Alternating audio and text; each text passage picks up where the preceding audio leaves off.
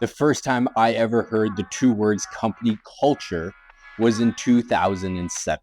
Now, everybody has probably heard it at least once or twice. It's something that your company advocates. It's easy to understand, difficult to actually bring to life. There's a meme going on that you've probably seen online where companies are trying to get their employees back to their office, and it says, but what about the company culture? And there's a picture of cubicles. Well, that's not company culture. Company culture, to actually become a part of the DNA of your company, three things need to happen. And again, they're not easy. The first is, how do you hire people according to your company culture? At Brassapurdian Kitchen, there's two things that we over-index on and we really focus on. The first is kindness. You have to be a nice person to work with.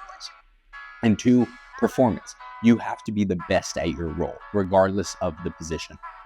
Company culture's foundation is who you welcome to your business, just like who you welcome to your wedding or your housewarming party.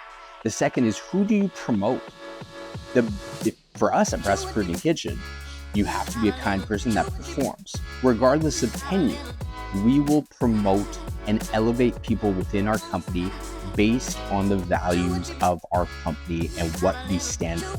For us, it's hospitality and kindness and performance. And the last, which is the most difficult for organizations, and I'll even include myself on this, who do you remove from the company culture? You may have that phenomenal team member who makes your life easier because you manage them. Maybe they're a great salesperson or a great engineer. In my world, they're a great team member in our restaurants, but you neglect the fact